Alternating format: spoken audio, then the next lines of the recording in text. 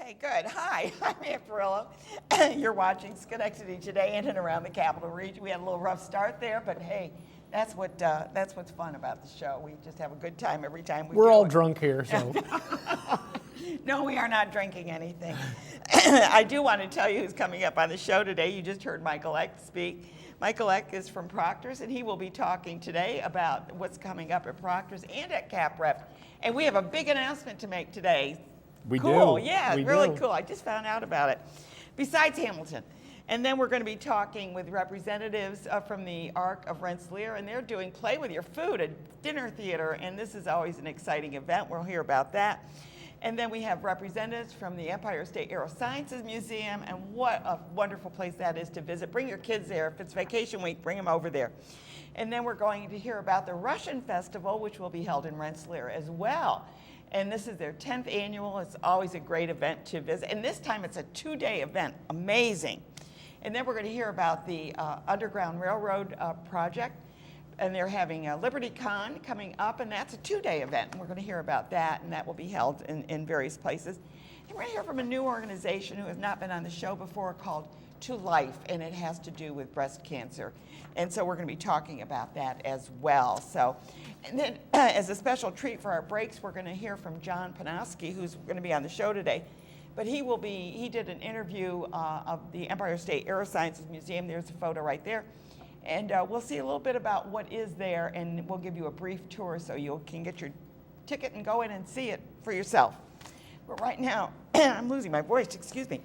I have Michael Eck sitting next to me, and what's going on, Michael? You know, all kinds of good things are going on at Proctor's, but we just had some fun, you and I together, You and right before we the had show a good started. time, and we can tell you about it. Yeah, right before the show started, I had Ann press the little send button, and we just announced at 10 a.m. this morning, Wednesday, April 4th, William Shatner is going to be at Proctor's with Star Trek II, The Wrath of Khan. We're going to show the movie, have a little Q&A with Mr. Shatner. The audience will get to ask him questions, and tickets for that go on sale this Friday morning at 10 o'clock. Well, you really picked the right person, because I am a Trekkie. From day one, I have been a Trekkie. Yeah. And I only like really two of them. I like the Star Trek and The Next Generation, but I will watch the other ones too. The Wrath of Khan, it's a great film, so we're excited about that. Now, you mentioned the Hamilton, but the Hamilton's not all. Woo! There's a lot more than just Hamilton. Yeah. Hamilton, of course, we've got coming in August of 2019, and we're thrilled about that. The whole region is thrilled about that. But just a little while ago, we announced the 2018-2019 seasons for both Proctor's and we have some videos and Capitol Repertory Theater. So the Key Private Bank Broadway series, we're going to tech Anastasia. As you know, for the past 5 years, we've been doing this at the beginning of each season. You did 2 shows last year, didn't you? We did, and so what a tech means is that we're going to bring all the costumes in, the set pieces, the crew members, etc. They're going to literally build the Broadway tour of Anastasia right here in Schenectady, and all the great folks in Schenectady will have the first opportunity to see that show when it goes out on the road. And they also adapt too, because they know all the sizes of all the theaters they're going to do. So because we have such a large stage, they can adapt it for the entire stage. And I was telling your Malcolm Kogut here about some of the different measurements they take, the way they engage to do that, to prepare for all those other houses down the road. Yeah. And it's a fascinating process. Well, I popped in one day when they were doing the teching, and you walk into Proctor's theater, and all you see is computers on tables. Yeah. And there are people throughout the entire they build a little city inside the auditorium. Yeah. It's just crazy. It's amazing. Yeah. So what else? So along with Anastasia, we've got A Bronx Tale. Chaz Palminteri was here a few years ago. I know, I saw him. Yeah. He was amazing. Yep, he was here as a solo. Now this is the musical. It's got all that great doo-wop music, so we're excited about that. School of Rock, which features the great songs from the film, as well as a whole new score from Andrew Lloyd Webber. Oh, really? I didn't realize that. Yeah. Okay. Charlie and the Chocolate Factory. We all remember the great Roald Dahl show, story. right? Yep, from our youth. Did you get Johnny Depp to come? We did not. We didn't have him for Finding Neverland either, I know though. So we've got Waitress coming, which is just knocking people's socks off. I heard that's wonderful. The great thing about Waitress is, besides the fact that it's just this brilliant musical, a great score from Sarah Bareilles, one of the wonderful things about this show is from the ground up, this show has been built by women. And it shows what a force women can be in show business. It's great. And we're going to close the season proper, the Key Private Bank Broadway series, with Hamilton. As we mentioned, we've got 3 exclusives. Phantom of the Opera's coming back. Book of Mormon is coming back. It's crazy. I love Book of Mormon. Yeah, I can't wait. And we'll have How the Grinch Stole Christmas in there. And then very quickly, the season at the Rep, we start with Ring of Fire, the music of Johnny Cash. That's going to be great. Show. He was great, the guy that sang Wasn't he it. fantastic? Scott Morrow, he was fantastic, yeah. We've got the Royale, an interesting play about boxing. Miss Bennet, Christmas at Pemberley. If you're a Jane Austen fan, you're going to want to see that show. Red Maple is by a local playwright named David Bunce. Yeah. We have our Next Act New Play Summit, where we look at over 500 plays from all across the country. And that made the top. We read them blind. Yeah. We don't know who's written them. And it turned out that David Bunce, who's done such great work with New York State Institute, very involved in the local film community. And they said they didn't even realize it's local when they chose it. Yeah, so that's exciting. We're thrilled to work with him. And we close with a Shakespeare in Love. And of course, all subscribers to the Rep also get to see Hamilton. So this is your time to become a subscriber right now to the Rep or Proctor's. If you want to see Hamilton, it's really the only way to be sure that you're going to see the show. I have to chuckle because I do usher at Proctor's, and someone had called me and they said, so can you get me a ticket to Hamilton? No. And I go, I can't even get a ticket to Hamilton unless I subscribe. It's 3 words: subscribe, subscribe, subscribe. Yeah, exactly. Now, the neat thing about this Key Private Bank Broadway series this season, and this is a first for us, almost all of those shows are on Broadway in New York right now, selling out.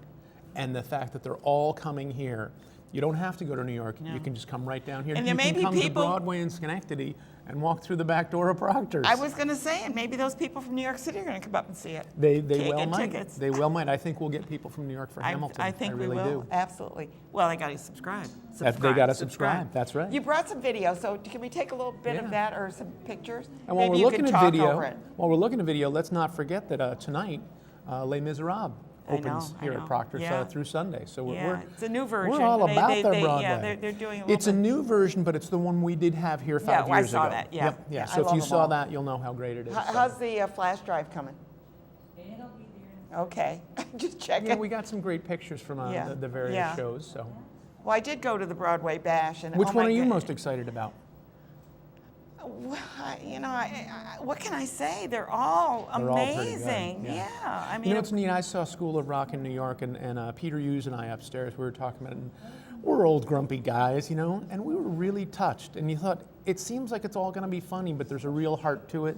And so that was great. And these shows sometimes hit you in unexpected ways, and that's a beautiful thing. Yeah, no, I've never seen a bad show. So, well, maybe they're not going to come up with a video, and we only have a minute or so left. How are we doing? So, anyway, Jess, what's your favorite?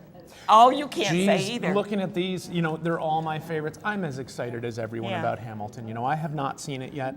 And my grandkids saw it in New York City. They're New York City people. And they said it was really great. And I said, well, a lot of people have said, oh, Hamilton, that's all rap. But my grandson said, no, it isn't. The score is all different kinds of music. So I was in Manhattan on Sunday night for a show.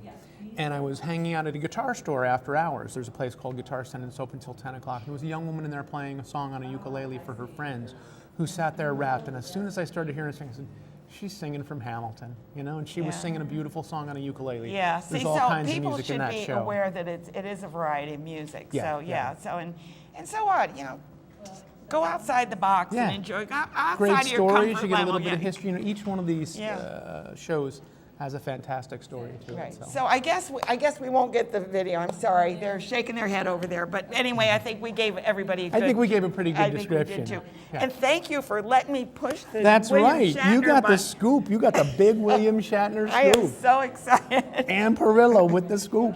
Oh, William, I can't wait to see you there. I hope he wears that little. No, he won't. I don't think he could fit into it anymore. I hope he sings a little bit. Does he sing? Yeah, he sings. I didn't know It's that. kind of a campy thing. Oh, okay. So, Good. Yeah, he's not going to be selling Priceline or anything. No. So, okay, thanks so much, Mike. Thank you. We're going to take a look at Empire State Aerosciences Museum, and when we come back, we're going to be talking about the what's coming up at the Play With Your Food. Stay tuned.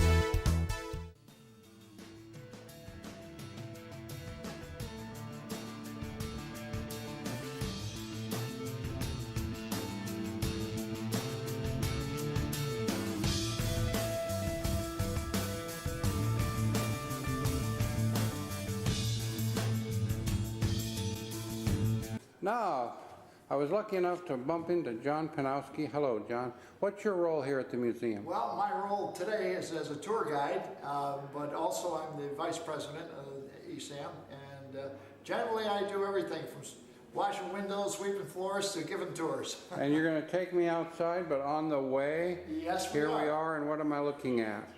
Yeah, well, I'd like to show you this before we go outside. And here we are back again, having a good time. I get the best guests. I can't say enough about my guests. They always delight me every week. That Oh, but try. Oh, Joe Starzik, he's been on the show before. He actually is a playwright and does marvelous plays. I've read some of them and I've seen some of them on his video, and I'm just amazed at what you do. And they're all over. Yes. They play all over the world. Yes. Yeah. Yes. Next month is an international month with, beside Play With Your Food, Ireland and Australia. So, yeah. Amazing. And he's here, right here on my stage. It's like, oh my goodness. And well, Bill Douglas, listen, he's an actor, so we can certainly, have you been in any of Joe's plays? I've been in many of Joe's plays. That's what I thought. So we're talking about the Arc of Rensselaer. So let's first of all tell people what the Arc of Rensselaer does. And then from there we'll talk about the fundraiser. We're an agency that provides an eclectic range of services for people with disabilities.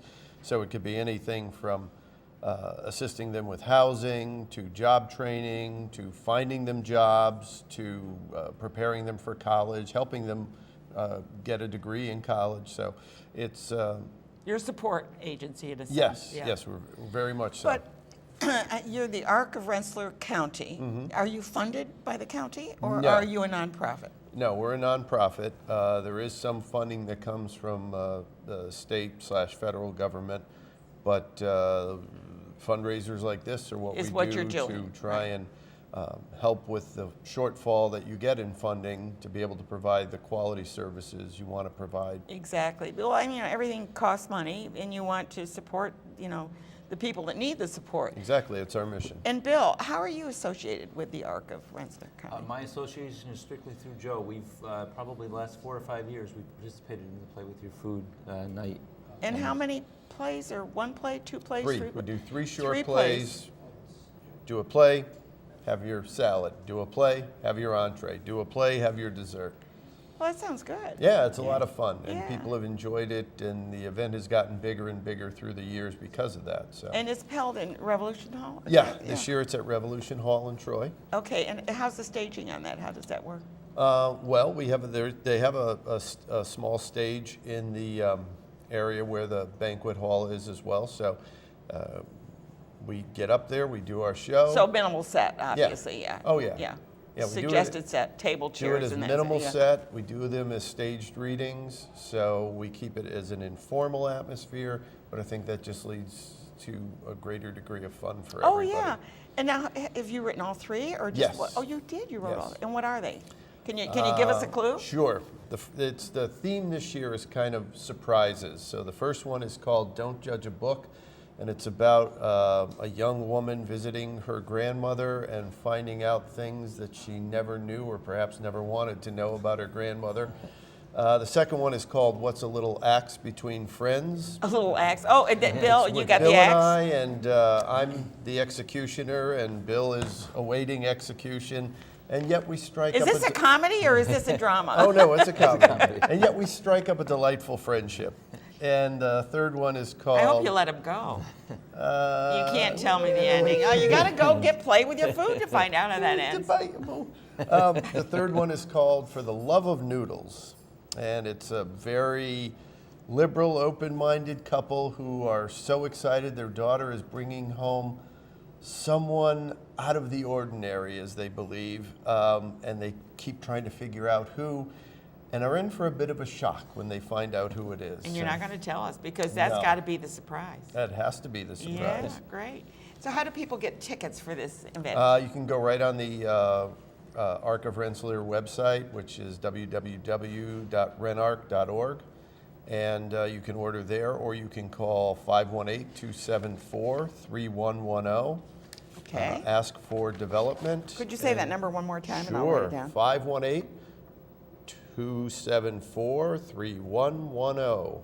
And what I'll do is I'll put that on Facebook. When I post this on Facebook, I'll make sure Good. that number is I'm on. glad you're putting that on instead of usually my cell phone when you put on and then say, if you're looking for a good time. No, I put that on the bathroom wall. See what I mean? It's You're, just too you're bad. dying for the whip to come out. I think.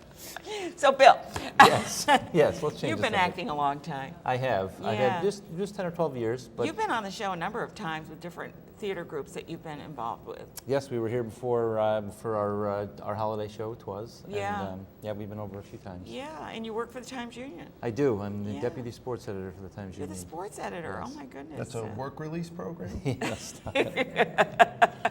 Now there's another play. Got the bracelet off. I told you. But I think it's important, first of all, I mean, to get on a more serious note, to support many of these organizations that are, they really need your support, whether it's volunteering. Do you take volunteers? Oh, sure. What do volunteers do? They could do anything throughout the agency. There are a number of opportunities for people to volunteer and help out. But also, one of the things I wanted to mention is with this event and with other events that we do, we have a lot of support from businesses in the area, and that's really vital, and we're really grateful for that. So you have sponsorships. that Oh come yeah, up, we have a lot of them, and they're very generous, and it really is what helps put these events over the top. And then you probably get silent auctions as well. And, For some of the events, yeah, for yes. some of the events, and that helps. And I understand you're having another one coming up in October. Is that correct? Well, that's with a different organization, Okay. but yeah, that's Yeah, with okay. Eyes Wide Open. Okay. Here See, in- so right here in Schenectady. right here in Schenectady, and that's a very good organization. Yes. It really is as well. But anyway, we'd like to ask you to support these organizations, and in particular, what's nice about supporting this is that you get a play and a meal and have fun. You do. Right? You have a great time. Yeah, and you get to see Bill act. There you go. There you, Yeah, you good. do. I gotta find out whether he gets executed or not. I guess we'll never know unless we go. Exactly. We got the carrot dangling. You gotta get your ticket, right? Right. Okay. Thank you both for being here. It's always a pleasure. to Thanks see for you having both. us, Thank Ann. you. We're going to take a quick break, and when we come back, we're going to be having a little bit more fun with our next guest, because we're going to go all the way up to the Empire State Aerosciences Museum and find out what they've got coming. They've got a big exhibit coming up. This is going to be exciting. We'll tell you all about it. Stay tuned. Okay.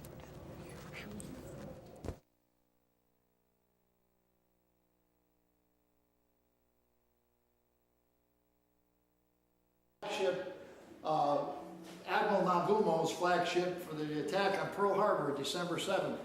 It was used in the movie. It's a reproduction, of course, very large reproductions, 38 feet long, 2-cylinder diesel engine in it, and you can actually float it from Lake George Village to Fort Ty. It'll float.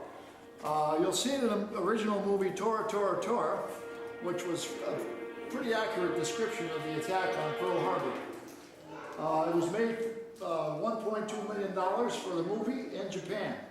There's no plastic, it's all metal, and it was donated by an entrepreneur by the name of Charlie Wood from Lake George. He got it at auction out at, I believe it was United Artists in Hollywood, and he brought it back to Lake George to put it on display and found it was a little too big for his premise and donated it to us, and we're very fortunate to get it. Boy, what an exhibition. Amazing. The original aircraft carrier, of course, sits at the bottom of the Pacific Ocean somewhere off the coast of Midway. The Battle of Midway, we lost the Torpedo Squadron 8 doing it, but we got 4 Japanese carriers during that battle, and that was the turnaround. So what was for the that we were American just forces. looking at? That was the Akagi aircraft that was used, or aircraft carrier that was used in the movie Tora, Tora, Tora in 1970. I saw that on TV recently, I'd say within the past year, 6 months.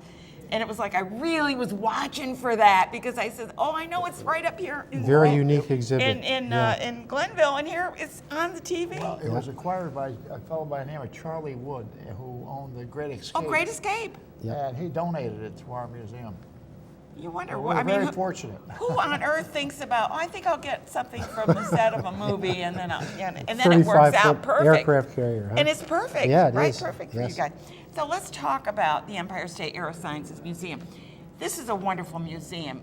I don't know how many there are in the country, but I think you have a very good one. Well, thank you. Yeah, with all those outdoor planes, and we can get into them, and we can feel them, and Yes, quite an learn, experience, yeah. Find out about, now see, all right, let's take a look at what's up there. I put that on there. Those are the 20 aircraft that we have in the outdoor air park. Uh-huh. They range from the oldest, I think, John, is a 1950 Russian-built MiG-15. Oh, you got a MiG-15? Yeah, Okay. we have 3 Russian MiGs, and then our newest one is a Fairchild A-10, the famous Warthog close air support Okay.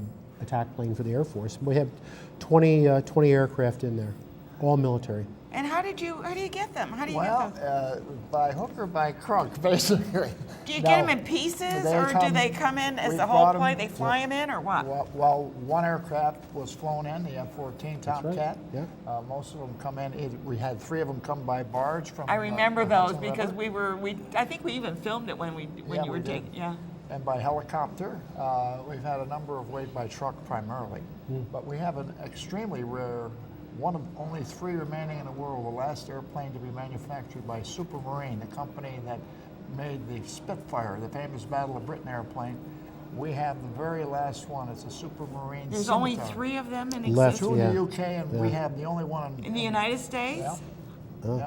Pretty Very rare. God, Extremely rare. I Pretty am rare. so impressed with you. Well, Very, very thanks to rare. John, he's Well, I mean, it takes a lot of work and a lot of negotiation, because I'm sure they don't just say, well, we're just going to donate it. no. Most of the aircraft are on long-term loan from owned. the U.S. Navy, the Air Yeah. Force, and helicopters from the Army. And they know that they're in safe condition. And Yes, being we have to stored. file a report Yeah. every That's year. our and, dilemma. you know, We have to maintain them. And nobody's going to steal them, No. I don't think. Hopefully. I don't think so. I mean, we noticed them going down the Northway. Notice wouldn't an we? 80,000-pound fighter. Yeah, right? I know, exactly. But what are you doing with the Concorde? Well, you mentioned acquisitions here, and we've spent 5 trips down to the Cradle of Aviation in New York, in Garden City, Long Island. It's right next to Hofstra University. At any rate, we've got. In fact, they came back last night about 9 o'clock. And there's a picture. And, yeah, we disassembled the aircraft. We have it as major components: the fuselage, the wings, the tail. We've got to bring them up here by truck. That's our next project. And then reassemble it and mount it as you see it. That's an artist's rendition. That airplane was commissioned by British Aircraft Corporation when they were flying the Concorde from London to New York back in 1996 through 2003. Yeah, I remember when the first flight of the Concorde, that Yeah. was really a big thing. Well, this was an advertising aircraft. It's actually a model, and it's billed on Guinness World Book of Records as being the world's largest half-scale model. That's a half It weighs scale. 12 okay. ton. It's 101 feet long. It's huge. That's a half of the size. Well, the Concorde was a big plane. Oh yeah, 200. We had one at Schenectady at an air show in 1987. Oh, did you? Yeah, Oh, yeah. it was quite a sight. It's a I must spectacular have looking seen it. I plane, very can't sleek. remember whether Yeah. I saw it or And, not. but it I is. try it's- not to miss those things. It's a piece of aviation history that's bygone now. We've gone to the wide-bodied large aircraft like the Boeing 777 and of course the 380. But at any rate, it's going to be an eye catcher. Albany has its Nipper, the dog with his head Yeah, cocked, that's listening right. to his master's His voice. his master's We're- voice. We're The going to have. SST. We're going to have the SST.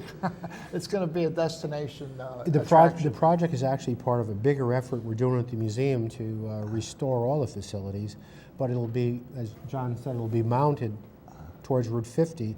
But in addition, I think your graphics showed it. We're intent on redeveloping the entire facade of the building. Yeah, and when you stop to think, you're talking about a museum that is built from the heart, because it's really a group of people who had a vision and collected true. money and raised funds. You have a hangar party sometimes, or World War II parties and things like that. I mean, you try and make it fun to raise money. Yes. But you do such creative things with it, and you have new exhibits coming up. We do, yeah. One of the besides John's acquisition of the Concorde, in the museum gallery, we're undertaking a major new exhibit, which will interpret World War II aviation, particularly related to New York State. So one of our trustees, John Cohen, is a tremendously creative industrial designer, and he's It'll be complete by June 1st. Oh, good. So that it'll be open, yeah. It'll incorporate everything from a B-25 turret, you know, the gun turret yeah, on top, which you can climb in. Yeah, and I think I was one. I A think a Norden bomb sight, a very rare piece of equipment, and actually a German autopilot, which Okay. we got as a donation. So it'll be it'll just be a spectacular exhibit. It's great for kids to see the aerosciences and see Yes. the different planes, and it may even pique their interest. We had some photos. Can we bring the photos up, or did you already bring them up? But we're going to talk about them now. I think because we have Amelia Earhart, and what we're okay. That's you. What are you doing there? I think I'm giving a rocket class where we build rockets and one of the Oh, young you're kids the out there- one that got those kids started. It looks like a nice summer day. They're Yeah, it doing does. some shots, Yeah. rocket shots out there. And what else we have? I think we have Amelia. There's that. The Concorde. There's the That's Amelia Earhart exhibit. And that aircraft. That was in the used- movie, wasn't it? It was used in the Yeah. movie as a prop, and it was purchased by the Zonta organization, a professional Yep, women's that's right. organization. Marty Moore. Yep, think, I was remember that. instrumental. And it was brought out of Chino, California, and it was used in a movie with Bruce Stern and Diane Keaton. Diane Keaton, and the final flight. In fact, the initial showing was done right here at Proctor's Theater, and it was very, very interesting about her failed flight, obviously, across the Pacific. They're But still that was a looking prop. for the. Still looking. Huh? I think they found her. They did. Well, we had one of the. I heard that they found some bones on an island Well, or one something. of the groups that were affiliated with the Zonta collaborates with Rick Gillespie in a group called TIGAR, which is, I think, the Institute of Recovery of Historic Aircraft. But he has found evidence just where he thought, Gardner Island, which is an uninhabited island, and he details a lot of it in his book. The last radio contact with her was that she put down on an abandoned island so and ran out of fuel. And but no, it's a spectacular exhibit. And Marty Moore acquired it from an air park, I think, John, in California. Yeah. And I think they wanted $250,000 for it, and she got him down to $7,500. So just a great story. $250,000 to With- 70. I want her to be bargaining for Me too. With the proviso that it be delivered to an Air Force base that was near there. So one of our partners up here at the 109th Airlift Wing, I think they carted it back here to Schenectady in one of their C-130 aircraft. So Is a that great amazing story. story? It was. That is amazing. We also have one more movie star, and it was flown, the aircraft was flown in the movie Top Gun. Oh, yes. Oh, Top yeah. Gun with Tom Cruise. And it was painted up as an aggressor squadron airplane flown out of Naval Air Station Fallon in southern Nevada. Yeah. At any rate, it's all black with a Soviet star on the tail. And if you see the movie Top Gun, you'll see that airplane dicing it with a Tomcat, You're right, with Tom yeah. Cruise. With Tom Cruise. Yeah, for what it's Okay, worth. cool. But we got 3 Hollywood stars. Well, aren't you? And now your star's on this stage, so that's Yeah, good. there you go. We keep the stars coming. I want to thank you both for being here, and we Oh, want thanks, to Ed. encourage people to come to it. And you have programs for kids. And We do on the April break from schools, April 3rd. The rest of the week will be open. We'll have special activities for the kids. And then in the summertime, we're planning our 4th week-long air camp, STEM air camp. Which You got to is, come on the show. We'll talk about that again. Will do. Yes, We thank also you. have, Yeah. I'd like to interject, we also have an Adopt an Airplane program. It'll start in June and go through September. We're asking for nonprofit groups to come in and they can Individuals. sponsor an airplane, keep it clean, just maintain it. Take it help home, us out. Well, feed it. Almost, but we will recognize them with placards and whatever. Oh, that's a great idea. Adopt Great- an Airplane great- program. great way to Call a promote. museum and we'll fill you in with the details. Good. That's a great idea. Good, John. So Good. yeah, I like that idea. So we've been talking with John Panofsky. He's a trustee, and also Kevin Millington, who is the vice president of the Empire State Aerosciences Museum. We're always pleased to have them on the show. We're going to get you on again to talk Well, about your STEM thanks for program. having us. Okay, And we're thanks. going to take another quick break, and when we come back, we're going to be. We talked about the Russian plane, and we're going to have the Russians on today. Isn't that Excellent. great with the When am I Russian Ruski? festival? Das Vidanya, right? Thanks, Ann. Stay tuned. It was similar to the types that were flown in Vietnam. They were used them for medevac. They called them dust-offs. This particular one never saw combat, but we have another down the way here. You'll see it a bit. It was a gunship. It was converted to a gunship. This was done donated by the Purple Heart Society of Staten Island, New York. We received it from Nassau Community College Aviation Shop. It was donated by the Purple Heart Society. All right, Right next, yes. Next door to it, we have a Grumman Intruder. It's a A6. They were used in Desert Storm. In fact, they were used in Vietnam towards the end of the Vietnam campaign. It's a very large airplane with a very large radar, and as you can see, it's sort of an ugly looking duck, but it was very purposeful. It could duplicate or double its weight with external stores, bombs and rockets. Double its weight. Wow. Yes, double its empty weight. Okay, and Well, what a theme we're having, because we talked about Anastasia, the Broadway show that's coming, and of course that's Russian, isn't it? Yeah. And then we've talked about the planes with the Russian markings on it. But right now we're talking about the Russian festival. 10th year. I can't believe this. Yeah, 10th year. Yeah, it's an anniversary, and it's a big festival this year for us. Well, Tatiana, I have to say that you came on when you were first starting it, and I saw that you worked so hard, and you've developed now to your own building. Right. You're going to have a 2-day festival. Right. Amazing. So tell our audience a little bit about Okay, it. this is why we have a 2-day event, because we have our own building, so we're capable to do that. And even more, we have the events of the festival, because the festival, it's a whole month of events in All February. right, you do the poetry and the... Tchaikovsky music the music, competition, and we started from piano. Now we have, besides piano, vocal and violin, and we have a Russian poetry recital contest. Usually it's in You a brought grand some finale. of the kids on one year, and they're amazing. Yes, but now we have an individual event, and after that we have a concert, and now we have a 2-day event. 2 days, a grand finale of the Russian Winter Festival. Now you brought Yuri Namkin, is that your name? Yes. Naumkin. You are the artistic director of the Russian studio. Yes, Russian I am. drama Drama studio. Do you do Chekhov? I mean, tell me how you're involved with this. Are you Well, it's a rather funny story. I would say it's all Tatiana's fault. I can reveal a secret here. Tatiana is a soft pushy. That's the way I would have called her. She has a quality that I haven't seen in many people. She can call you and say, "Would you do that for me?" And when you explain to her why You can't do do it, that, right? and basically hung up on her, she will call you back in 2 weeks as if nothing happened. And she say, so by the when you way." gonna start? And I like this. What do you mean? What do you mean when I'm gonna start? I told you I'm not going to do it. But now it's too late. People are waiting for you. We've already advertised We it. already advertised it. I said, so when is it gonna be? And you're like, all right, then tomorrow, I guess. That's how I got into this mess.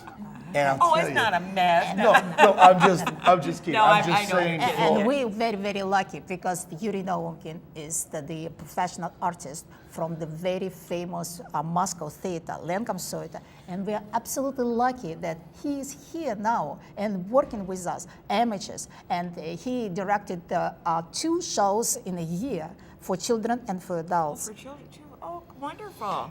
Yeah, and I'm telling you, for me, it was a challenge because when you work with not professional actors, but sometimes you try to find a play, and I'll tell you, you look at the people who came to the rehearsal and like, yeah, we have a good cast for like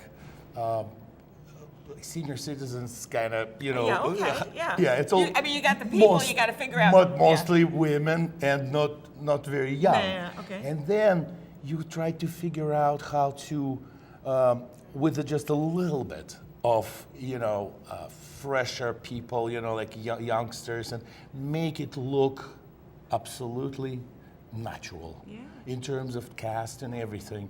And it's a challenge for me, and I'm glad I'm in this production. I want to praise Tatiana. I've tried to do that with my colleagues in New York. I've been living in New York for many, many years. And we established the theater, but the theater was in the air. We never get to the point when we actually had our own home. Your own home, yeah. She did it. Isn't that amazing? I've said that. I'm Absolutely. amazed what she does. I don't believe that. Yeah. That's just amazing. It's So not about me. Let's talk about the next one. Let's talk about me. No. Poetry recital No, I contest. know- And I know it's- exactly it's, what you're it's saying. about It's about the Yuri kids and everybody else doing it. The poetry recital contest is that's very, very, it's not 10th annual, but 9th annual already. For the second, when we started Russian Winter Festival, we established the part of the festival, poetry recital contest. And now we have two divisions, native speakers, not native speakers. I mean Russian native and not Russian native. And we have a 3 age level, that's the children, the teenagers, and adults. And the Yuri involved very much in that because besides he's a judge of the competition, he held the workshop for the people who wants to recite in Russian. And this is another his job to do in the center. She gave you a job. I have a lot of jobs, but off the payroll though. I know. Yes. That's what we we all are do. volunteers organizations. Here only. too. Yeah. We're all Exactly. volunteers here too. Yeah. So you have 2-day festival. That's the 24th, 25th, and I just got an email from you or someone saying you have a shuttle now, so you can park Yes. at 5:44 Yes. and then take. Yes, we have a parking lot, but it's not big enough for the big event like that. The crowds you're going to bring. Yes. So we have a designated festival parking. It's very important and it's very easy for people. They come into the Rensselaer Girls and Boys and Girls Club, and it's on a Broadway. 544 Broadway, and it's a shuttle bus going back and forth to our location, which is on Broadway as well, Yeah. 1550 I think. Broadway. And shuttle goes non-stop during the festival time. Oh, that's and wonderful. they're very easy for people. They come, it's a free shuttle, they have a shuttle and have the festival and back. Yeah, and there is a charge to get in, but it's nominal, I think, to get into the festival. The festival, Yeah, I think yes. it's nominal, We have, yeah. because we have 2 days, we have a sale online, which is the $10 for 2 days. I mean, that's why I say that's like Yeah. hardly anything. Or yeah. $6 for the 1 day Yeah. will come. Yeah. Another thing, if you will ask me what is new besides 2 days and shuttle, we have the activities outside. We started with that in 2009. I and remember you did them outside at the crossroads. Right. Ah, see, The I crossroads- remember. I was there. Right. So this year, what we have, we brought another kind of food of Russia. It's very famous shish kebab, Russian shashlik. So this is going to be prepared on open fire. It's a barbecue, but it's a little bit different than the American barbecue. So there's going to be Russian shashlik, and there's going to be, to complement that, it's going to be Russian beer Baltica. So- Russian shashlik is actually oxymoron, you know. There's no such thing. But what Tanya mentioned, because Russia is a huge country and we have so many different cultures and religions. Absolutely, you do. We're talking about Middle Eastern tradition. Yeah. So if you go to a Russian restaurant, you can easily have some French, French cuisine. cuisine and Georgian. Middle Eastern. That's what she meant. We call it shashlik, but I guess it's not even Russian name. I'm sure from Georgia, it's yeah. not Georgia, it's kind of- Armenian yeah, kind of, yeah. you know, and all this Dagestan and Chechnya, you know, all these Muslim places, you know. Yeah, and it's And it's coming there. It's like a melting pot for Well, when you have such a for large cuisines, country, you know. you- Exactly. you Exactly. expect that that's going to be, you know, Yeah. with all the different, it was the USSR, which had all of it, now it's Russia. But besides shashlik, of course, we have Russian blini, Russian pancakes with caviar and your You had choice. good desserts too. Dessert, golubtsi, and so the traditional Russian festival food as well. But I wanted to talk about a little bit for the performers this year. And our headliner is the folk trio, Moscow We had a Nights. picture of them, yeah. Yeah, they're great. They had already concert with us. They're amazing. The educational group and entertaining group. It's They're very good. We also have a dancer from Ensemble Barnya. It's another group which is coming to our festival every other year. And we have also the Yale Russian chorus of Yale University. They coming to us, and at 15, the young man is going to be sing a cappella for us and Russian songs. Well, it sounds like we're almost out of time, so I have to kind of cut this short now, but it sounds like you've got a wonderful event coming up, and we're going to encourage people to go over there. It's the 24th and 25th of February. Get your tickets, go online to get them, or else just go up to the door and give them your money, and you're going to have food outside, you're going to have entertainment. You might even get to meet Yuri here. Yes, okay. yes, and You we'll can see you there. audition for his next play. Okay. Thank Thanks you. a lot. Thank you both for All being right, here. thank you. We're going to take a quick break, and when we come back, we're going to be talking about the Underground Railroad, and there's a big event coming up there. Stay tuned.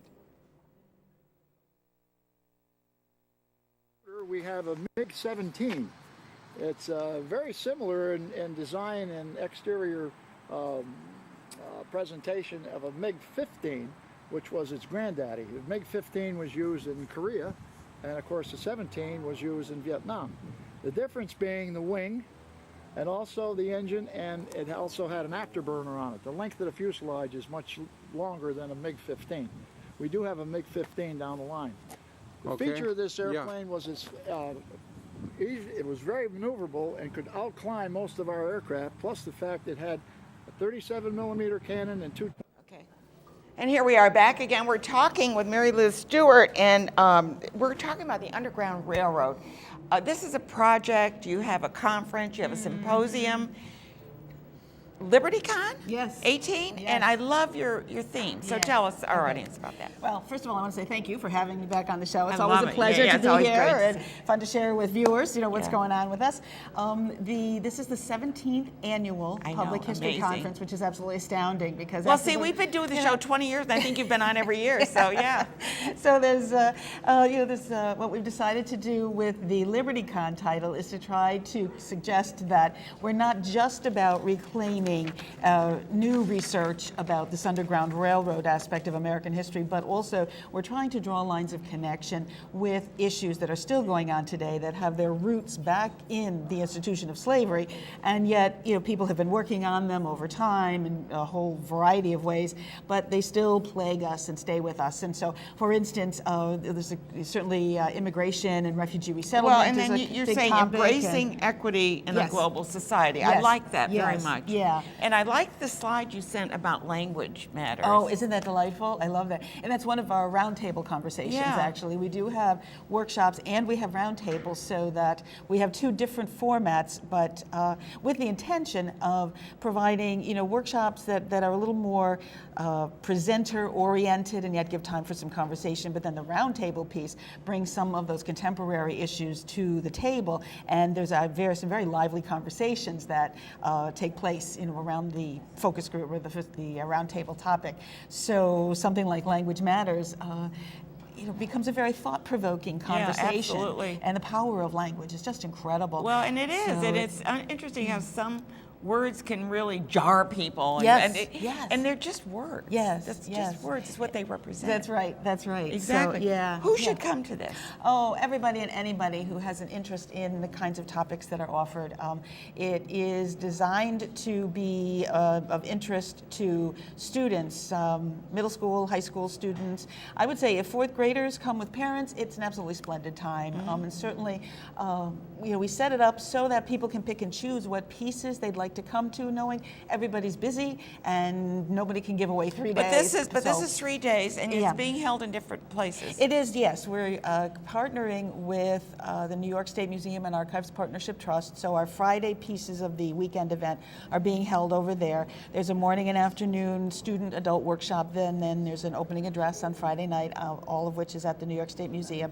Saturday, we're moving down the road a little bit to the Albany Capitol Center, and there we're partnering with the New New York State Council for Social Studies and holding our workshops and roundtables. We have vendors. In fact, for Schenectady viewers, they might like to know that Positive Inc. is one of our vendors this year from Schenectady.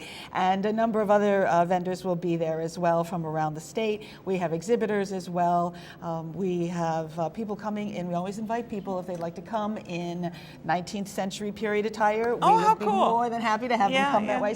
So we also have an art exhibit and reception that day as well. So that'll be focused in that area. And then Sunday, we invite people to come back to an open house at the Stephen and Harriet Myers residence. And How nice. come check that out. We have a couple of tours scheduled and so on. So That's great. And you it's get people from all over the state? We do. We get people actually from around the country too. Okay. So it really has proven itself to be a national Well, you're event. co-founder. I mean, amazing that what you've created.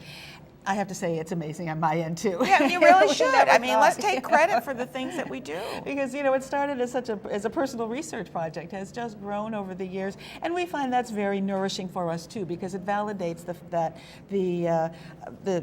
the perception that what we're doing has value and is important, and so that helps us And I keep think going. a lot of people, what I really like is how you morphed in a sense.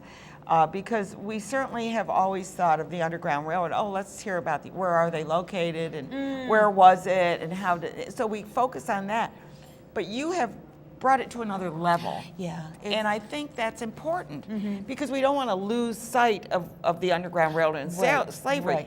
Right. But we are still slaves in a way. Yes, I mean, yes. At least that legacy. Yeah, it's a legacy. The white privilege and racism, Yes. the language issue, the fact that we need to have Black Lives Matter still Exactly. present. And of course, they will say, all lives matter. Well, that's true, but it's not. It's not the whites that are being. That's right. I mean, we have to look at where this came from. Yes, absolutely. And that's one of the things we hope to do is to investigate together, to explore together, to And see to talk. Yes. And not just to talk about the issues, but then also talk about what are we going to do with this newfound knowledge? Yeah. How are we going to respond? What will our action Be part of the response be? solution. Absolutely.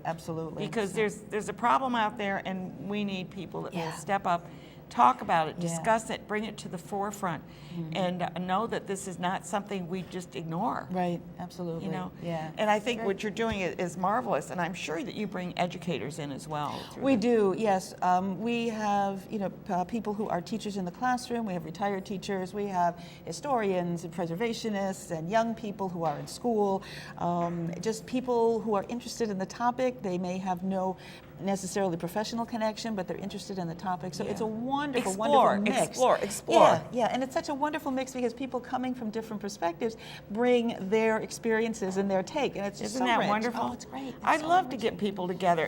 It's funny because they've talked about, we'll have a meeting, but we really don't need to get together. We can do it by email. It's like it doesn't work because you're not bouncing off each other immediately. That's right. And I think what you're doing is getting people to bounce off each other. Absolutely. And bring that up. Oh, I hadn't looked at it that way. Yes, and it's also great fun as people bring their different experiences with the perspectives that go with that to the conversation, because it ends up then expanding understandings of different ways to look at issues and how to understand them, how to respond, and so it just really helps to both expand the understanding of Underground Railroad history and its relevance for us today. Relevancy. And then in turn, what can we do in terms of moving forward? So for us, it very much goes with our tagline. I think you call it, learn the past, be the present, create the future. And that's really what we're about. I like that very much. Mary Liz Stewart, she's the executive director and a co-founder of and you have kind of a Underground Railroad History Project is your official title, right? Right. It's actually of the Capital Region too. Oh, okay. Let me get that down. Very long. I know. That's okay because there may be one somewhere else, but this is of the Capital Region. Thank you so much, and I hope that you have a huge crowd. Thank you. Yeah. Thank you. Yeah, it's always good to see you. Mary Liz. We're going to take a quick break, and we're going to learn about To Life, L'Chaim. Okay, great. Thank you. Thank you. Thank you. See?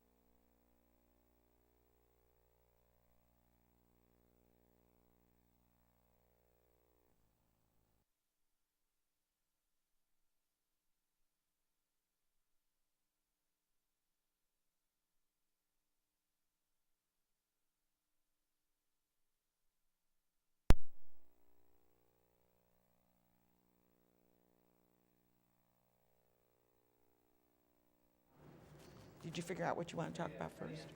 Okay. Oh, we're back on. Okay. I have Eileen with me, and we're talking, Eileen Halberd, and she is with the executive director of To Life, and it really has to do with breast cancer. Yes. And survivors and fundraisers, and tell us what's going on.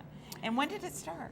So we are also celebrating our 20th year. I saw your materials associated with the show, but 20 years is a long time. Yeah, it is. And so our mission from the very first day was to provide education and information that empowers people to make good decisions, and particularly when dealing with a crisis.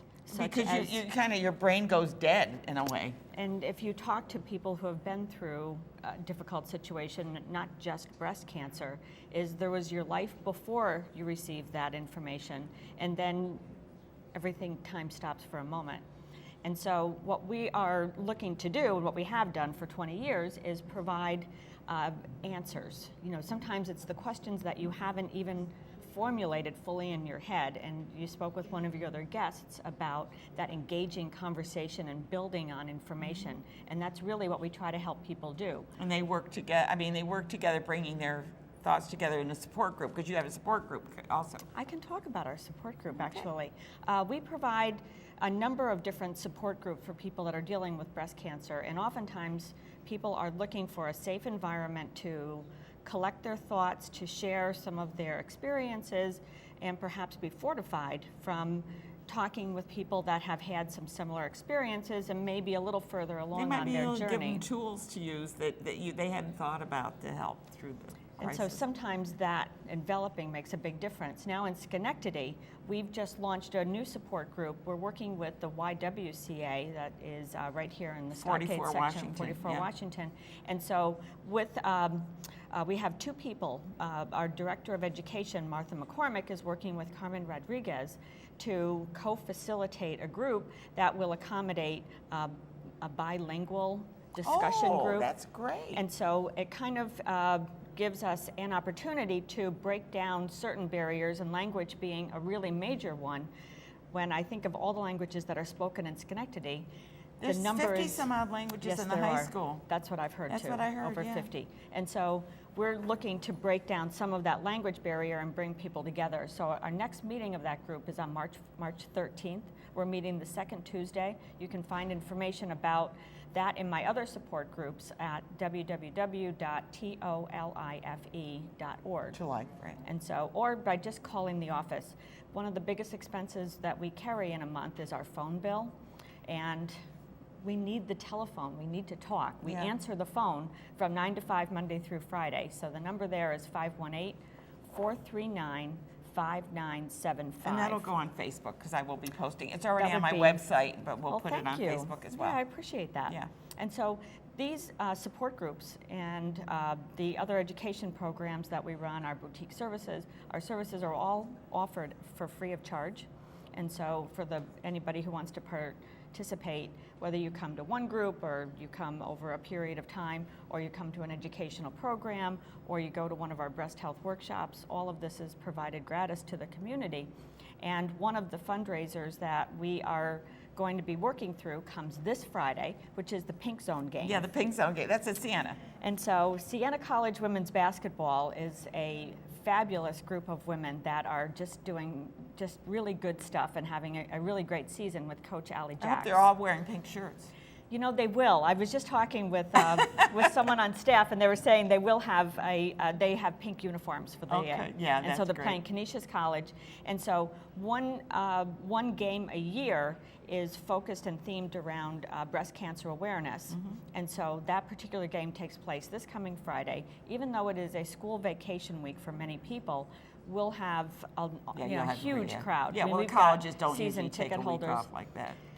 Really, one of the best parts of this game is that we'll have 20 survivors joining us who will be recognized. They'll be led out onto the court by members of the team. Oh, wonderful. And they'll be all celebrated. They'll have front side seats to watch the game.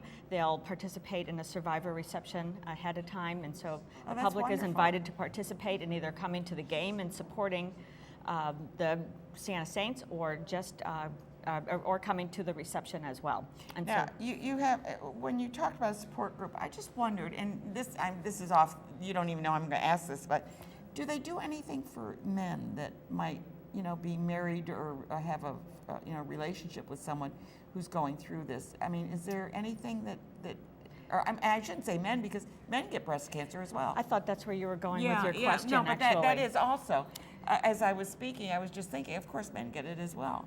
So well, I can address both yeah, questions, that would be actually. great. And so of the population that receives a breast cancer diagnosis, roughly 1% will be male. Yeah, I understand that. Yeah. Will be diagnosed in men. Now, when it comes to a support group environment, again, I mentioned it was a safe environment that people can feel comfortable.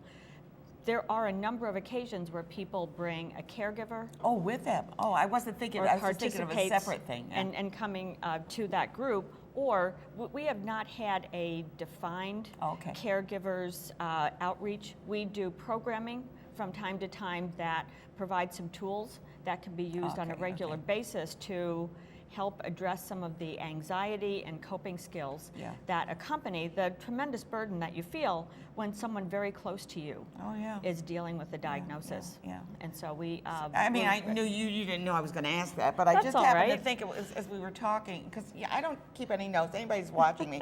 I don't keep a list of questions, but I listen to my guests. You do. And I try to, incorporate things that a viewer might want to ask you, and that's why I asked that question. But we shouldn't forget that men do also get breast cancer. It's the breasts are there, and that's it. Well, it's the breast tissue. Yeah. And so there are instances where men would be diagnosed, and there used to be far less awareness of breast cancer, and so in that over-encompassing, elevated dialogue about breast cancer, that if a man were to find a lump and approach their physician and talk about it, they're more likely to get someone to really listen. As opposed to say, that's nothing, don't worry about it.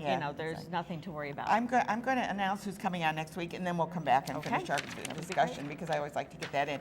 We're going to be talking next week about alpha-1. It has to do with a condition that may seem like it's COPD, but we're going to be talking about alpha-1 condition, which has to do with an enzyme that's lacking in the body.